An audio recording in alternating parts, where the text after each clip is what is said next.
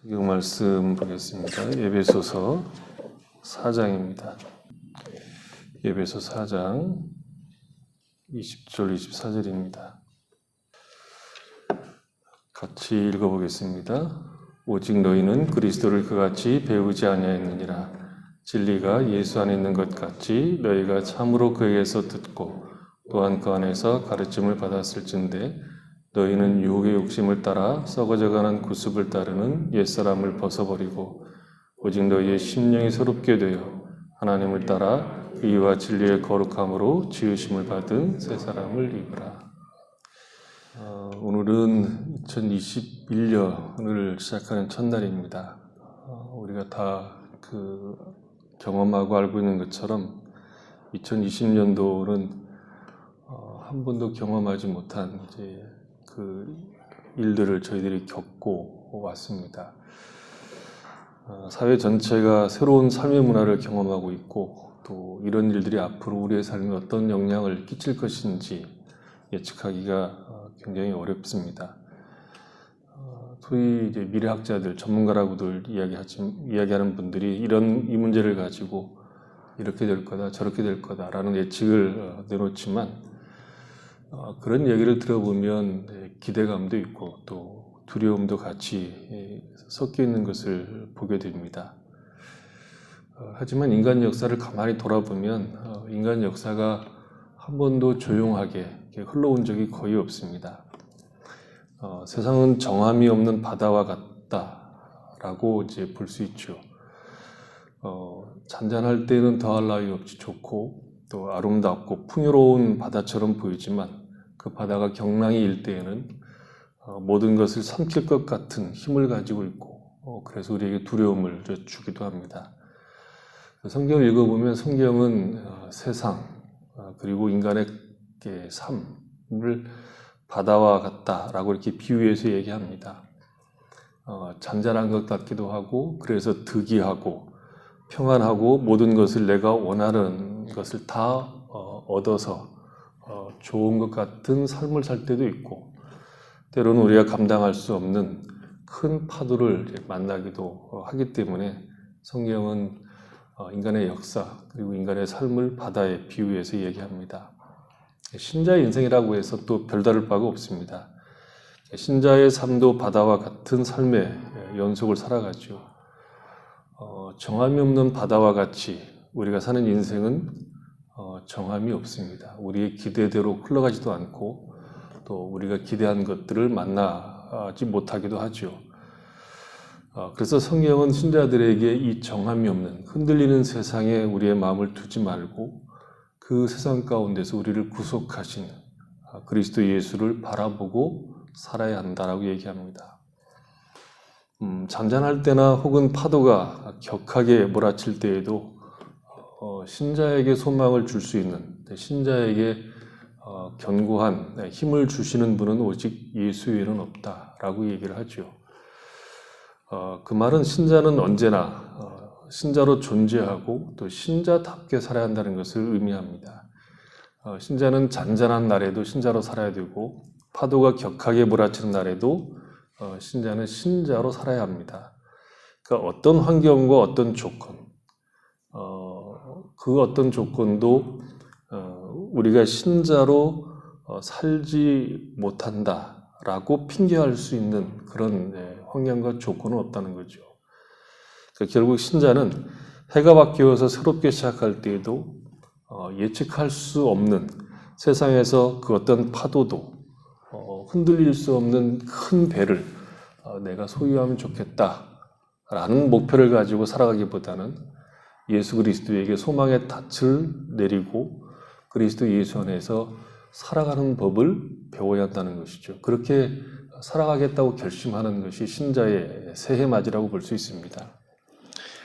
물론 새해에는 개인적으로나 또 세상적으로나 좀 더 잔잔했으면 하는 바람들이 있죠. 이 격한 사태가 속히 진정되고 우리가 일상적인 삶을 살아가고 또 함께 모여서 예배를 드리고 그런 날들이 왔으면 좋겠죠. 그러니까 우리의 바람은 이 세상이 잔잔한 바다와 같으면 좋겠다 그런 생각을 할 수 있습니다. 좀 파도가 출렁거려도 좀 견딜만 했으면 좋겠다. 그 정도죠. 하지만 우리의 소원, 신자된 우리의 소원은 거기서 멈추는 것이 아니라 우리가 살아가는 이 날들이 우리 앞에 무엇이 기다리고 있을지 모르지만 그 어떤 순간에도 우리가 하나님의 선하신 능력을 의지하고 그 선하심의 능력에 기대어서 하나님을 기뻐하고 경배하며 하나님의 백성답게 살아가겠다라고 결심하는 것이 신자가 매일 혹은 새해를 맞이하는 마음가짐일 겁니다. 신자에게는 그 어떤 날도 신자답게 사는 일에 방해되는 날은 없습니다. 잔잔하면 잔잔한 대로, 파도가 몰려오면 몰려오는 대로 우리는 그 어떤 순간에도 신자로서 살아야 될 의무와 기대와 감사와 그리고 하나님의 선하신 능력을 맛보는 날들이라는 거죠. 그 어떤 날도 우리로 하여금 우리를 사랑하시는 하나님의 사랑을 의심할 수 없고 그 선하신 능력으로 우리를 가장 복되게 인도하시는 하나님의 그 선한 능력을 의심할 수 없기에 우리는 매 순간 그 능력을 의지해서 신자로서 살아야 되겠다 이렇게 다짐하게 된다는 것이죠. 오늘 새해 첫날이지만 우리는 지금까지 살펴본 본문을 가지고 새 사람으로 사는 구체적인 방식을 생각함으로 해서 새해를 어떻게 우리가 맞이해야 되는가, 어떤 결심들을 해야 되는가 하는 것들을 생각해 보려고 합니다. 새 사람으로 사는 것보다 우리에게 더 중요한 것, 그리고 명예로운 것, 이런 것이 없기 때문에 그렇죠. 사도 바울은 25절부터 새 사람으로서 살아가는 구체적인 모습이 어떠해야 되느냐를 얘기를 하죠. 하나하나 들어서 얘기를 합니다. 그런 구체적인 이야기를 하기 전에 오늘은 크게 일반적인 방식, 어떻게 우리가 새 사람으로 살아야 되는가 하는 그 방식을 보려고 합니다. 먼저 생각해야 되는 일은 아주 평범하지만 중요한 일인데 새 사람을 입는 일은 우리가 스스로 해야 되는 일이라 하는 것이죠. 그러니까 옛사람을 벗어버리고 새 사람을 입는 일은 우리가 직접 해야만 하는 일이라는 겁니다. 옛사람을 벗고 새 사람을 입을 수 있는 능력이 신자들에게 있습니다. 신자는 이 일을 할 수 있는 능력을 기다릴 필요가 없습니다. 우리가 중생할 때 이미 이 능력은 우리에게 주어진 겁니다. 그래서 신자는 옛사람을 벗고 새 사람을 입는 일을 스스로 해야 된다는 것이죠. 그리고 중요한 것은 이 일을 하면 할수록 더 잘할 수 있다는 것이죠. 마치 근육 운동을 하면 근육이 점점 더 강해지는 것과 같습니다. 처음 근육 운동할 때는 근육이 잘 보이지도 않고 힘이 없지만 하면 할수록 근육이 생기고 힘이 생기죠. 그래서 처음에 양쪽에 1kg짜리 들고 운동을 시작하면 조금 더 지나서 근육이 생기면 5kg짜리 들고 10kg짜리 들고 이렇게 들고서 운동을 할 수 있고 근육이 더 그만큼 강화되는 것이죠. 새 사람을 입는 일도 동일하다는 겁니다. 한꺼번에 집중력을 발휘해서 200kg를 들 수가 없습니다. 그렇게 했다가 몸이 망가지죠. 허리가 부러지든지 어디가 하나 결당이 나는 것이죠. 새 사람을 입는 것은 이미 우리에게 새 사람으로 살 수 있다는 능력이 있다는 것을 알고 하나씩 실제로 새 사람을 입는 일을 하면 할수록 더욱 새로워져 간다는 것이죠. 근육 운동을 안 하면 근육이 그대로 있는 것이 아니라 사라지는 것과 같이 우리가 새 사람을 입지 않으면 옛사람의 모습이 튀어져 나온다는 거죠. 영적 근육을 강화시켜야 한다는 것인데 이 영적 근육이라고 하는 것은 뭐냐 그러면 말하는 것, 자세, 태도, 우리의 삶의 가치를 정하는 것, 목적을 정하는 것 이런 것들을 하나씩 우리가 신자답게 우리 안에 이미 주어진 새 생명 안에서 이 일을 해 나가야 된다는 것이죠. 그리고 이 일은 우리의 삶 전체를 통해서 해야만 되는 일입니다. 그러니까 새 사람을 입는 것은 우리의 전 인격에 요구되는 일이지 어떤 한 부분을 고쳐 쓰는 일이 아니라는 것입니다. 그러니까 우리 신자라고 하는 우리 자신의 삶 전체가 이 새 사람을 입음으로 변화되는 일을 힘써야 된다는 것이죠. 그리고 이것은 종교적인 시간에만 새 사람 같고 그 외의 시간에는 새 사람과 다른 모습이라고 하면 우리는 그것을 외식한다 이렇게 얘기합니다. 그러니까 새 사람은 전체적으로 그리고 언제나 그 태도나 자세 속에서 새 사람의 모습이 드러나야 된다는 거죠. 예배 드릴 때도 새 사람이어야 되고 직장에 가서도 일을 할 때 애도 물론 새 사람이어야 되고 우리가 운동할 때도 새 사람으로서 살아야 한다는 것입니다. 새 사람은 우리의 삶 전체를 장악하고 우리의 삶을 지배하는 하나의 원리여야 된다는 것이죠. 신자는 그리스도 예수 안에서 하나님 나라로 옮겨진 자들이라고 얘기하죠. 그래서 신자는 언제 어디서나 하나님 나라의 백성으로 살아야 합니다. 어떤 교회 목사 부인이 저녁 예배가 끝나자 이불을 싸들고 강대상으로 올라갔습니다. 그래서 물어봤어요. 사모님 왜 그러시냐고. 그랬더니 사모님이 나는 강대상에 있는 우리 목사와 함께 살고 싶다. 그래서 나는 싸질머지고 간다 이거죠. 우리 목사님이 강대상에서 내려와서 집에만 오면 강대상에 있는 목사가 아니라 폭군으로 변한다고. 전혀 다른 사람이 된다고. 그래서 나는 이 강대상에서 설교하는 목사와 살고 싶다고. 신자는 그가 어디에 있든 어떤 순간에 있든 언제나 신자로 서 있어야 됩니다. 제가 교회 다녀? 이렇게 놀래켜서는 안 됩니다. 아, 교회 다니시는 분이었구나. 이 소리가 이제 우리가 들어야 될 소리라는 것이죠. 또한 이 새 사람은 입었다가 벗었다가 그렇게 할 수 있는 것이 아닙니다. 어디를 가든 신자는 신자의 옷을 입고 서 있어야 된다는 것이죠. 살아가야 된다는 것입니다. 어떤 의미에서 신자는 자기가 신자임을 스스로 상기시키고 스스로 그 사실을 생각하고 언제나 신자로서 살아가도록 분발하셔야 됩니다. 새 사람을 입은 사람은 자기 자신이 새 사람이라는 것을 알고 있기 때문에 내가 새 사람이라는 것을 알고 있는 그 신분에 걸맞게 우리의 삶의 모습들이 나타나야 된다는 것이죠. 세상 사람들이 우리가 신자인 줄 잘 모르게 사는 것, 그러니까 세상 사람들과 비슷하게 사는 것들, 그러니까 예수를 믿는데 세상 가운데서 약간 카멜레온처럼 이렇게 색이 변해서 세상 가운데 있을 때는 그 색으로 변하고 교회 올 때는 또 색깔을 또 변해서 하는 것은 좋은 신앙이 아니죠. 신자는 어디든 어디에 속해 있든 자신이 어떤 존재인가를 늘 드러내셔야 한다는 것입니다.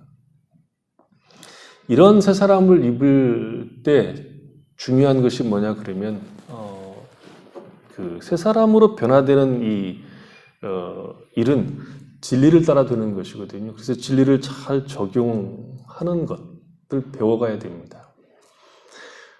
진리를 적용하고자 할 때 지난번에도 한번 얘기했지만 중요한 것은 자기가 자신에게 설교할 수 있어야 됩니다. 진리를 가지고 그것을 나에게 적용한다는 것은 내가 나에게 설교를 한다는 것하고 비슷한 것이죠. 신자는 자신이 새 사람이라는 것을 느끼는 것이 아니라 나는 이미 새 사람이라는 것을 알고 진리를 적용하는 겁니다. 신자는 죄에 대해서 죽은 자요, 하나님께 대하여는 산 자로 여겨야 합니다.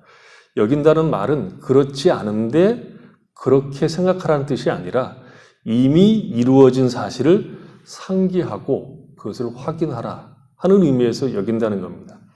신자는 자기 자신에게 나는 이미 새 사람이라는 것을 선언해야 됩니다.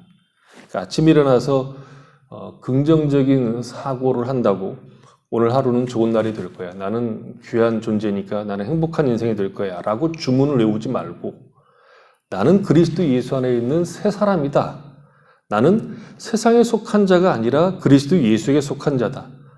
그렇게 자기 자신에게 설교해야 된다는 것이죠. 내가 일어나서 어떤 느낌을 받든 그 느낌이 나를 지배하지 못하게 하고 분명한 사실. 나는 예수에게 속한 사람이라는 진리가 나를 지배하도록 나 자신에게 내가 누구인가를 상기시키라는 것입니다. 신자들이 가장 많이 실패하는 부분 중에 하나가 느낌에 의존하는 것이죠. 상기시키라고 하는 것은 예수를 믿는 일이 내가 결심해야 되는 일이 아니라 하나님께서 하신 일이기 때문에 느낌이 아니라 사실을 확인하라는 겁니다. 우리 마음에 새 사람이 되어야 되겠다는 결심이거나 이제 내가 그렇게 살자고 작정하고 난 다음에 온몸에 전기가 오고 머리카락이 곤두서는 일을 기다리지 말고 내가 어떤 은혜와 사랑을 입은 자라는 것을 스스로 내가 지금 현재 처해 있는 내 신분이 누구인가를 상기시키라는 말입니다. 심지어 악한 생각이 나를 지배하려고 할 때조차도 나는 나에게 내가 누구인가를 설교해야 됩니다. 그리스도 예수에게 속한 신자로서 나 자신을 상기시키지 않고 오히려 다른 느낌이고 느낌이 들어오고 악한 생각을 하게 내버려 두는 것은 전부 다 마귀의 장난입니다. 우리는 우리의 느낌이 어떠하든 상관없이 우리 자신에게 스스로 나는 그리스도 예수에게 속한 새 사람이라는 것을 말하고 그 진리를 적용해야 됩니다. 그리고 그 새 사람이 자라게 하는 것, 진리를 적용하고 그래서 자라게 하는 것인데 그 자라게 하는데 도움을 주는 것들을 우리가 힘써 해야 된다는 것이죠. 부정적으로 얘기할 때는 성경에서 옛사람에 대해서는 죽이라 이렇게 얘기하죠. 죽이라 이렇게 얘기합니다. 옛사람에 대해서 마치 권투 경기를 해서 KO시키듯이 실컷 두들겨 패서 힘을 쓰지 못하게 하라 그렇게 얘기하죠. 하지만 새 사람을 위해서는 먹이고 그 새 사람이 잘 자라나도록 도움이 되는 것을 마음껏 해야 됩니다. 이 일은 우리의 성실이 요구되고 부지런함이 요구됩니다. 믿음에서 자라나는 일만큼 그 어떤 일보다 성실을 요구하고 있다는 것이죠. 그 성실하게 해야 될 가장 중요한 일, 진리를 적용하기 위해서 그 진리를 통해서 우리가 자라가도록 하는 일을 할 때 가장 성실하게 되는 일이 뭐냐 그러면 성경을 읽는 일입니다. 성경을 하나님의 말씀을 청종하는 것이죠. 귀담아 듣는 겁니다. 그러니까 새 사람을 입는 것, 새 사람답게 훈련하는 것은 윤리나 도덕이 아니라 진리를 적용하는 문제이기 때문에 반드시 진리를 알아야 합니다. 성경을 영혼의 양식이라고 그러죠. 그것은 우리 영혼이 성경을 통해서만 자란다 하는 의미에서 영혼의 양식이라고 얘기하는 것이죠. 마치 사람이 밥을 먹어야 자라고 힘을 쓰는 것과 똑같은 내용을 갖고 있는 것이죠. 이 성경을 읽는 일이 우리에겐 늘 어렵습니다. 신자지만 성경을 읽는 것을 싫어하는 사람들이 꽤 있습니다. 요즘은 감동이나 느낌을 더 좋아해서 진리에 관심을 두기보다는 우리에게 감동을 주고 느낌을 주는 것들을 훨씬 더 선호하죠. 근데 그런 것들은 우리를 잘하는 데 도움이 되지 않습니다. 우리를 잘하게 하는 데는 진리 안에서 우리를 잘하게 하고 그것을 적용하게 하는 것은 성경 말씀 외에는 없습니다. 우리 영혼이 잘 되고 복을 받기를 원한다고 하면 성경은 필수죠.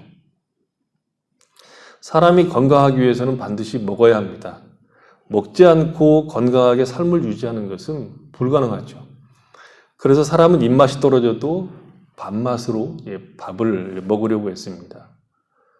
몸살이 나서 아무것도 할 수 없을 때조차도, 밥맛이 없을 때조차도 억지로 밥을 먹듯이 신자는 그렇게 성경을 읽어야 합니다.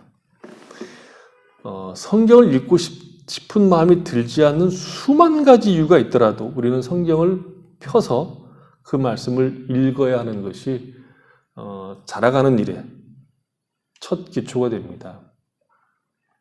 나는 성경을 읽고 싶지 않아. 뭐 그런 분들도 이제 계시죠. 성경만 보면 졸려. 그런 분들도 이제 계시죠. 그런 경우라도 우리가 억지로 밥을 먹듯이 먹어야 합니다. 그렇죠? 성경을 읽고 싶은 마음이 들 때까지 기다리면 안 된다는 것이죠. 펼쳐서 읽으셔야 됩니다. 억지로 읽으셔야 된다는 것이죠. 우리는 마음이 그런 감정이 안 생기면 안 읽는 것이 훨씬 더 좋다고 얘기하지만 아닙니다. 우리가 지금 이 나이가 들고 그래서 드는 생각이 뭐냐 그러면 학교 다닐 때 공부 열심히 할 걸, 그 생각이 들죠. 그때 억지로라도 공부했으면 아마 우리 인생들이 상당히 많이 바뀌었을지도 모릅니다. 동시에 이 읽고 싶은 마음이 들지 않으면 우리가 아팠을 때 미움을 먹듯이, 죽을 먹듯이 그것을 먹는 이유는 입맛을 이제 돌아오게 하도록 하기 위해서 이제 하는 것이죠. 그렇게 하는 것도 있습니다. 그러니까 좋은 간증집을 읽어본다든지 혹은 찬양을 한다든지 그런 것들이죠. 옛날에 우리가 펌프라는 것이 있었잖아요. 물을 퍼올리는 것. 펌프를 가지고 물을 끌어올리려고 하면 그냥 막 올라오지 않죠. 그 펌프에다가 약간의 물을 부어야 물이 내려가서 물을 끌어올리는 것과 같이 내가 지금 성경을 읽고 싶지 않고 진리에 대해서 궁금하지 않을 때에는 펌프에 물을 넣는 작업을 해야 한다는 겁니다. 성경을 읽고 싶은 마음이 들 때까지 기다리는 것이 아니라 스스로 일어나고 스스로 자신을 자극해서 성경 말씀을 읽기 위해서 힘을 기울여야 됩니다. 그러니까 하루에 몇 장을 정해놓고 읽는 것도 좋고 자기가 읽는 어떤 방법들을 정해서 읽는 것도 좋죠. 성경을 읽을 때는 생각을 하면서 읽는 것이 좋습니다. 성경에 대해서 성경을 읽으면서 질문을 던져보고 왜 그런 말을 했을까 생각하면서 읽어보는 것이 좋다는 것이죠. 요즘 그 사람들 가운데 어떤 부류들이 있느냐 하면 본인이 하나님의 음성을 듣는다 이렇게 하는 분들이 계세요. 성경 말씀을 읽고 연구하는 것보다 자기 내면에서 올라오는 하나님의 말씀이 훨씬 더 귀하게 여겨지고 그 말씀이 마치 성경보다 더 진실한 것처럼 여겨서 하나님의 말씀, 하나님의 음성 듣기 이런 운동하시는 분들이 계신데 아주 웃기는 이야기들입니다. 우리 내면에서 하나님의 음성이 들려오지 않습니다. 하나님의 음성은 우리 밖에서 어디죠? 성경을 통해서 우리에게 들려오는 것이 하나님의 음성입니다. 하나님의 음성은 성경을 통해서만 들을 수 있고 그 음성은 우리가 귀를 기울이고 마음을 집중해야 들을 수 있는 음성입니다. 그래도 어려우시면 도움을 받을 수 있는 길이 너무 많죠. 성경이 만만하진 않죠. 그래서 어려울 수 있는데 성경을 이해하고 성경을 잘 읽을 수 있도록 도와주는 책들은 너무 많습니다. 제가 여러분에게 소개한 성경 가운데 하나가 ESV라고 하는 성경이었죠. 그걸 우리가 일반적으로 스터디 바이블이라고 얘기하는데 그런 스터디 바이블들이 많이 있습니다. 그 중에 가장 좋은 건 ESV 성경입니다. 그런 스터디 성경을 통해서 내가 알고자 하는 부분들을 조금씩 알아가는 재미를 느낄 수 있습니다. 그러니까 본문을 읽고 그 본문에 대해서 밑에 약간 주석을 달아줬는데 그 주석을 읽어보면 훨씬 더 성경을 이해하는 데 도움이 됩니다. 그러니까 성경이 나에게 즐거운 책이 되기까지 쉼없이 우리가 애를 써야 됩니다. 수십 년을 교회 다녔어도 여전히 성경이 어려운 책이고 나에게 재미없는 책이라면 성경에 문제가 있는 것이 아니라 우리 자신에게 문제가 있다는 것을 확인할 수 있어야 됩니다. 믿음으로 사는 것은 하나님을 아는 일이고 하나님을 아는 일은 성경을 통해서 오는 지식이고 경험이죠. 새 사람은 하나님을 아는 일을 즐거워하는 자리로 자꾸 나아가게 해야 됩니다. 어렵다는 것은 핑계이고 도움을 받을 수 있는 것은 너무나 많습니다. 여러분에게 권하는 것은 어디 가서 공부하는 것보다 ESV를 사서 성경을 사서 천천히 읽어보라고 권하고 싶습니다. 성경 본문뿐만 아니라 거기에 실려있는 모든 부록들, 창세기 시작하기 전에 보면 대부분 창세기 시작하기 전에 앞에 부록에 나와 있는 것이 성경 전체에 대한 계략, 그 다음에 구약에 대한 계략, 그리고 모세오경에 대한 계략, 그리고 창세기에 대한 계략, 이렇게 쭉쭉 내용들을 설명해 주고 그 다음에 창세기로 이제 들어가거든요. 그것들을 그냥 천천히, 본문은 나중에 읽어도 되니까 그런 앞에 서론들을 천천히 읽으시면 됩니다. 그러면 본문이 새롭게 보이죠. 성경 본문들이 새롭게 보인다는 것이죠. 그렇게 재미가 들린 사람들이 이제 성경을 더 깊이 이해할 수 있는 다른 책들을 찾게 됩니다. 그래서 올 한 해 우리가 목표를 정해야 됩니다. 무슨 목표를 정해야 되냐면 성경이 점점 재미있어지는 해, 이렇게 정해야 된다는 것이죠. 그 어떤 구경보다, 그 어떤 것을 내가 얻는 것보다 성경을 아는 것, 성경이 훨씬 더 기쁜 책이고 재미있는 책이라고 고백할 때까지 우리가 쉬지 않아야 한다는 거죠. 그 다음에 이제 기도해야 됩니다. 우리는 하나님께서 성령으로 말미암아 우리를 축복하시고 계시의 정신을 주셔서 진리를 깨닫도록 기도해야 됩니다. 우리는 우리의 삶이 거룩을 향해 가도록 기도해야 되는 거죠. 지혜와 총명을 허락해 주셔서 진리를 깨닫고 그 길을 갈 수 있도록 구해야 됩니다. 우리는 우리가 안고 있는 문제들을 위해서도 기도해야 되지만 우리가 안고 있는 여러 가지 문제를 가지고 있음에도 불구하고 하나님을 따라갈 수 있도록 기도해야 됩니다. 그러니까 우리의 삶을 통해서 우리의 새 사람이 우리의 삶의 모습 속에서 두드러지게 나타나도록 기도해야 된다는 것이죠. 혼자 조용히 기도함으로 하나님이 주신 위로를 받고 능력을 따라 새 사람을 날마다 입어야 한다는 거죠. 그리고 같은 마음을 가진 사람들과 교제하는 것이 중요합니다. 서로가 만나서 서로가 겪은 얘기를 나누고 하나님이 간섭하셨던 이야기를 나누는 동안에 우리는 그 사람의 경험이 나의 경험이 되고 그가 받은 위로가 나의 위로가 되고 그가 받은 도전들이 나의 도전이 되어서 또 그가 겪었던 아픔들이 나에게 용기를 주는 것을 경험하게 되죠. 그것이 성도의 교제입니다. 철을 날카롭게 하는 것은 철입니다. 끼리끼리 끌리는 법이죠. 그리고 끼리끼리 끌려서 나눌 것이 있는 겁니다. 우리가 다른 사람을 통해서 그도 나와 같은 고민, 고통, 절망을 안고 있으며 아직 완성되지 못한 모습을 가지고 있지만 주의 은혜로 말미암아 한 걸음 한 걸음 앞으로 가고 있다는 것을 보면 큰 위로가 됩니다. 그런 의미에서 교회를 대신할 만한 곳이 없습니다. 하나님께서 교회를 세우신 이유는 주의 백성들이 함께 믿음을 따라서 자라가도록 하기 위해서 모아놓은 것입니다. 그런 자극과 도전과 힘과 위로를 주기 위해서 모아놓은 거죠. 교회에 모여서 누가 더 잘났나를 시합하는 것이 아니라 우리가 어떻게 부족한 자들임에도 불구하고 하나님의 은혜로 자라가고 있는가를 서로에게 격려를 받고 위로를 받고 소망을 얻기 위해서 하나님은 우리를 모아 놓으셨다는 것이죠. 그래서 교회는 열심히 모여야 되고 열심히 모여서 이런 훈련들을 해 나가야 된다는 것이죠. 이런 일반적인 것뿐만 아니라 우리가 또 특별히 알아야 될 것이 있는데 그게 무엇이냐면 이 새 사람을 입는 것은 내가 새 사람을 입을지 말지를 선택할 수 있는 문제가 아니라 이것은 반드시 해야 된다는 얘기죠. 선택의 문제가 아닙니다. 왜냐하면 우리는 우리 자신이 주께서 피로 값주고 사신 존재이기 때문에 그렇습니다.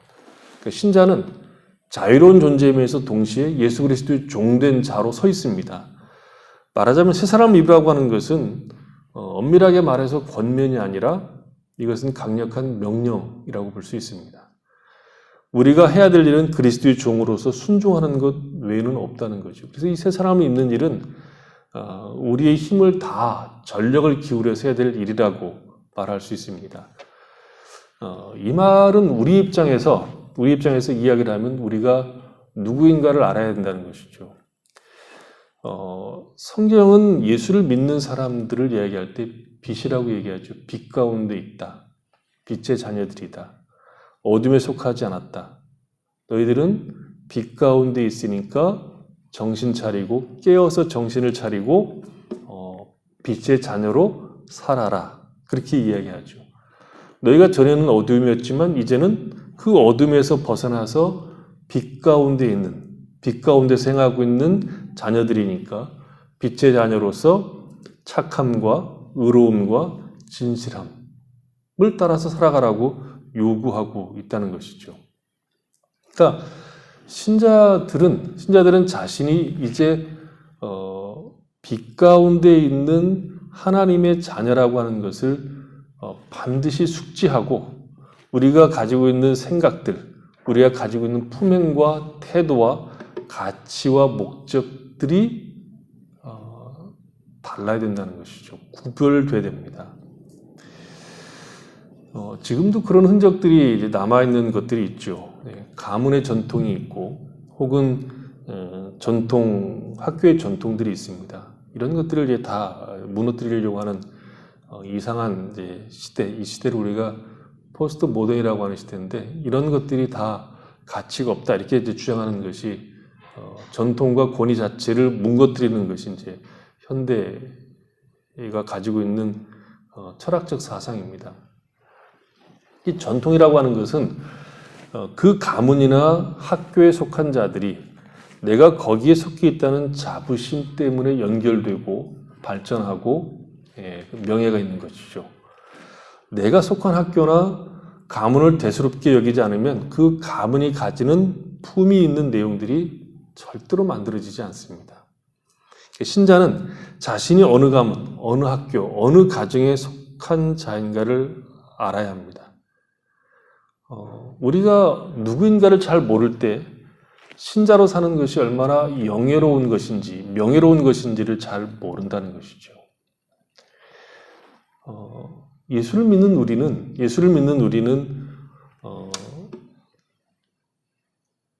이 세상과 전혀 다른 질서, 다른 나라에 속한, 다른 가문에 속한 자로 소속이 됩니다. 우리의 시민권은 하늘에 있다라고 바울은 이야기하고 있죠. 그래서 예수를 믿는 우리는 이 세상이 지나가는 곳입니다. 나그네처럼 지나가는 것이죠. 우리는 여기 잠시 머물게 됩니다. 그래서 신자는 세상에 속한 자, 세상에 살지만 세상에 속한 자로 살아가는 것을 거부합니다. 세상에 속한 자로 사는 것을 거부한다는 것은 하나님을 떠난 진리와 무관한 모든 삶의 내용과 가치들을 우리는 거부합니다. 오히려 우리는 이 세상에 살아가면서 우리가 속한 가문의 전통을 따라, 그러니까 하늘나라의 가문이죠. 하늘나라의 가문에 속한 것을 자랑스러워하고 그 가문의 전통을 жил머지고 가는 것을 즐거움으로 사는 자들입니다. 그러니까 이 세상에는 존재하지 않는 전통, 이 세상에서는 볼 수 없는 낯선 풍습, 가진 자로 살아가는 것. 그것을 신자는 자랑스럽게 여기고 그것으로 인해서 세상으로부터 멸시를 받는 것을 두려워하지 않는 그런 전통 속에, 그런 가치와 명예 속에 있는 자들이라는 것이죠. 베드로가 이런 얘기를 하죠. 사랑하는 자들아 거류면과 나그네 같은 너희를 권하노니 영혼을 거슬려 싸우는 육체의 정욕을 제어하라. 너희가 이방인 중에서 행실을 선하게 가져 너희를 악하게 한다고 비방하는 자들로 하여금 너희 선한 일을 보고 오시는 날에 하나님께 영광을 돌리게 하려 함이라. 우리가 나그네고 순례자입니다. 그래서 우리는 나그네고 순례자이기 때문에 우리가 가야 할 곳을 향해서 가는 일을 방해하는, 영혼을 거스려 싸우는 육체의 정욕. 이 육체의 정욕은 하나님을 거스리는 것이거든요. 그것을 거스리는 것을 제어하고 하나님께서 기뻐하시는, 내가 그 나라에 속한 자로 살아가는 사람으로서 가진 명예를 존중히 여기고 그 나라에 속한 자로서 살아가는 것을 기뻐한다는 것입니다. 신자로 사는 것은, 살아간다는 것은 인간이 살아갈 수 있는 삶의 내용 가운데 명예로운 일입니다. 여러분 생각해 보십시오. 우리는 변덕스럽습니다. 그리고 약한 자들이고 고집이 센 자들이고 우리는 예수를 믿기는 하지만 부족한 것이 많이 있다는 것을 알고 있는 자들임에도 불구하고 하나님은 우리를 통해서 하나님 당신이 누구이신가를 드러내시고야 만답니다. 이게 신앙입니다. 그러니까 기독교 신앙이 무서운 것이 어디 있느냐 그러면 우리를 통해서, 구속하신 당신의 백성인 우리를 통해서 당신이 어떤 분이신지, 얼마나 영광스러운 분이신가를 드러내신다는 겁니다. 그래서 신자의 삶은 명예죠. 이 길을 가는 것은 어려운 길입니다. 예수를 믿는 사람으로 살아가는 것이 쉬운 길은 아닙니다. 그럼에도 불구하고 새 사람을 입은 자처럼, 새 사람을 입은 사람으로 살아가는 것은 우리의 자랑이고 기쁨입니다. 말하자면 그 옛사람을 벗어버리고 새 사람을 입는 것은 단순하고 아주 쉬운 그런 일이 아니라 힘쓰고 애쓰고 수고해야 되는 일이라는 것을 이야기하는 것이죠. 오늘날 기독교가 이상해져서 예수를 믿는 것을 행복하게 사는 길, 부부가 잘 사는 법, 이런 것, 잘 먹고 잘 사는 법, 이런 게 우리의 행복을 위해서 하나님이 존재하는 것처럼, 기독교가 그렇게 존재하는 것처럼 가르치는 바람에 예수를 믿는 것이 아주 본질에 있어서 초점을 잃어버렸다고 말할 수 있습니다. 예수를 믿는 것은 분명히 행복하고 기쁨이 넘치는 길이지만 각오해야 되는 길입니다. 마치 공부하는 것이 가장 행복한 일이지만 공부 자체가 또 어려운 일인 것처럼 이 길, 예수를 믿음으로 말미암아 우리에게 요구되는 옛사람을 벗어버리고 새 사람을 입는 이 길은 분명히 힘쓰고 애쓰고 해야 되는 어려운 길이지만 명예로운 길이고 자랑스러운 길이라는 것이죠. 누가 대신해 줄 수 있는 길이 아니고 내가 해야 되는 일입니다. 특별히 우리가 살고 있는 시대가 점점 더 진리와 무관한 삶, 나에게 초점이 맞춰져 있어서 자라고 하는 내 존재가 행복한 것이 마치 신앙이 줘야 될 어떤 보상인 것처럼 말하고 있는 세상 속에서 그리스도 예수 안에 부름받은 인생으로 새 사람, 하나님을 닮은 새 사람으로 변해가는 것, 그것을 추구하고 그 길을 걷는 것은 어려운 길이지만 그 길은 빛 가운데에서 걸어가는 길이요, 하나님이 인정하시는 길이요, 하나님이 기뻐하는 길입니다. 올 한 해 우리가 해야 될 일 중에서 가장 중요한 일이 뭐냐 그러면 우리는 점점 더 옛사람이 이제 벗어지고 새 사람을 입는 일이 더 풍성해지는 것이어야 된다는 것을 이제 확인해야 됩니다. 우리에게 허락된 생명, 우리 안에 거하시는 성령을 따라서 죄악되고 무가치한 것들을 버리고 진리를 따라 살아가는 것이 우리가 우리의 삶의 가장 중요한 목표로 삼고 살아가야 됩니다. 이것보다 더 중요한 내용들은 없다는 거죠. 하나님은 우리를 부르셔서 이 축복된 길을 걷는 것을 통해서 하나님이 어떤 분이신지, 하나님이 어떤 은혜와 복을 그의 백성들에게 주시고 계시는가를 설명하고 싶어 하신다는 것이죠. 그러므로 우리는 올 한 해 여러 가지 목표들이 설정할 수 있고 또 그 내용들을 잡을 수 있지만 가장 중요한 우리의 삶의 내용, 목표는 옛사람을 벗어버리고 새 사람을 입는 일, 그 일을 위해서 진리 안에서 우리 자신들이 자라가는 일에 힘을 써야 된다는 것을 기억하시고 이 일에 우리의 마음을 두고 또 결심하시고 애를 쓰는 한 해가 될 수 있기를 바랍니다. 그래서 그 무엇보다도 하나님을 알고 기뻐하고 하나님 원하시는 길을 걷는 자로서 가지는 명예로움, 그 자랑스러움들을 확인해가는 그런 한 해로 삼을 수 있는 성도들이 되시기를 바랍니다. 기도하겠습니다.